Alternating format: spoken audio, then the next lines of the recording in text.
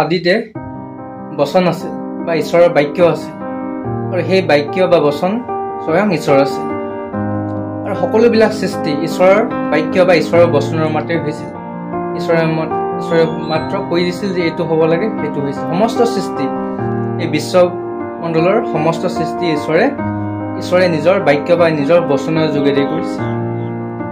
আৰু সেই ঈশ্বৰ আপোনালোকে গম পায়, যিয়ে নেকি বৰ্তমান যীশু খ্ৰীষ্টেও এই তাৰ প্ৰমাণ কিছুমান দিছে।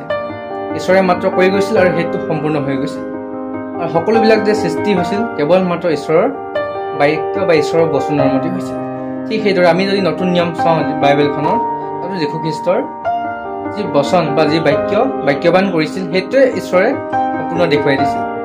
যিবিলাক কাম যীশু খ্ৰীষ্টই কৈছিল যে কিছুমান মৰা মানুহ শুই আছিল, সেই মৰা মানুহক জিন্দা কৰিবৰ কাৰণে বা জীয়াবৰ কাৰণে মাত্ৰ ঈশ্বৰে বা যীশু খ্ৰীষ্টই কৈছিল উঠা বুলি কৈছিল। যে উঠা বুলি কৈ দিয়াৰ লগে লগে সেই মানুহজন মৰা মানুহজনো উঠিছিল। কিছুমান অন্ধ মানুহ যীশু খ্ৰীষ্টৰ ওচৰলৈ আহিছিল যে মই চাবলৈ বিচাৰোঁ বুলি কৈছিল। যে যীশু খ্ৰীষ্টই কি কৈছিল, হয় তুমি এনেকৈ হাতখন ৰাখি কিনে কৈছিল যে হয় তুমি চাব পাৰা।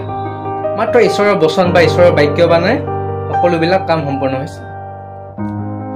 আৰু কিছুমান মানুহ আছিল যিয়ে নেকি লেঙেৰা আছিল, আৰু কিছুমান বেমাৰৰ পৰা বিচনাত পৰি আছে। সেই মানুহখিনিকো ঈশ্বৰে কৈছিল যে তুমি হয় খোজকাঢ়িব পাৰা, হয় তুমি খোজ চলা ফুৰা কৰিব পাৰা বুলি যীশু খ্ৰীষ্টই কৈছিল। আৰু সেইমতে সকলোবিলাক হৈছিল।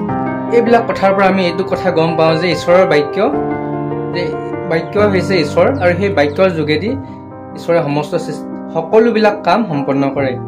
আৰু সেইমতে আমি বাইবেলত যিবিলাক নেকি বাক্য আছে বা ঈশ্বৰৰ যিবিলাক বচন আছে, যিবিলাক কৈ গৈছে, সেই বচনবিলাক যদি আমি বিশ্বাস কৰোঁ বা আমাৰ জীৱনত যদি আমি প্ৰয়োগ কৰোঁ, তেন্তে আমি নিশ্চয় আমাৰ জীৱনটো সকলোবিলাক সমস্যা আমি সমাধান হ'ব বুলি আমি বিচাৰোঁ। কেৱল মাত্ৰ আমাৰ বিশ্বাসে।